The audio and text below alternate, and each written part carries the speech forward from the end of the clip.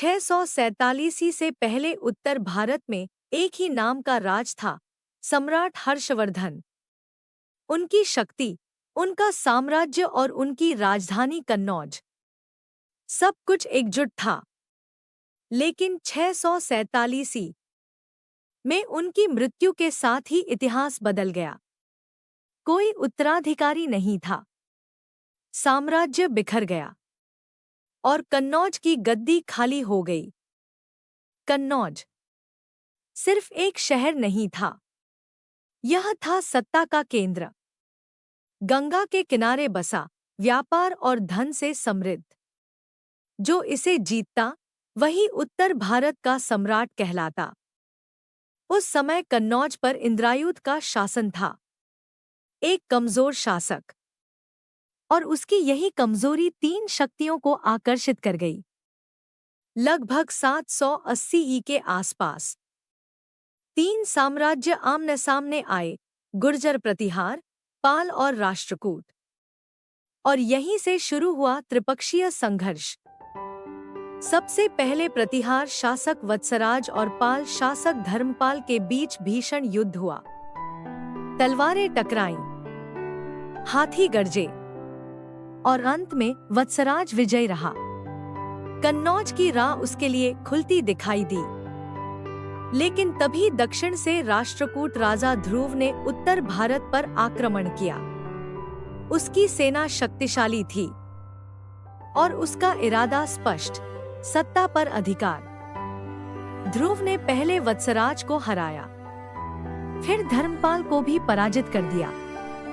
दोनों शक्तियां उसके सामने टिक नहीं पाईं। लेकिन वह यहाँ रुकने नहीं आया था। विजय के बाद वह दक्षिण लौट गया और कन्नौज फिर खाली रह गया।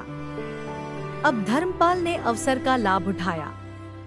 उसने कन्नौज में चक्रायुध को राजा बनाकर नियंत्रण स्थापित किया और स्वयं को उत्तर भारत का प्रमुख शासक मानने लगा। लेकिन प्रतिहार शक्ति समाप्त नहीं हुई थी। नागभट्ट द्वितीय ने फिर आक्रमण किया। युद्ध हुआ और इस बार धर्मपाल पराजित हुआ। कन्नौज पर प्रतिहारों का अधिकार स्थापित हो गया। लेकिन संघर्ष अभी खत्म नहीं हुआ था। राष्ट्रकूट शासक गोविंद तृतीय ने फिर उत्तर भारत की ओर रुख किया। उसने पाल और प्रतिहार दोनों को चुनौती दी और अपनी शक्ति का प्रदर्शन किया। एक बार फिर सत्ता का संतुलन बदल गया। लगातार युद्धों ने कन्नौज को अस्थिर बना दिया। कोई भी शासक यहाँ स्थायी रूप से शासन नहीं कर पाया। सत्ता बार बार बदलती रही। यह संघर्ष लगभग 780 से 885 तक चलता रहा। तीनों शक्तियां लड़ती रहीं, लेकिन कोई भी अंतिम विजेता नहीं बना। कन्नौज की गद्दी तीनों की चाहत बनी रही, लेकिन यह ताज किसी एक के सिर स्थायी रूप से नहीं सजा। यही था 8वीं शताब्दी का त्रिपक्षीय संघर्ष।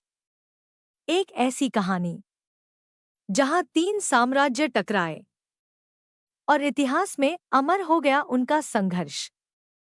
ऐसी ही ऐतिहासिक जानकारी के लिए हमें लाइक, शेयर, फॉलो जरूर करें।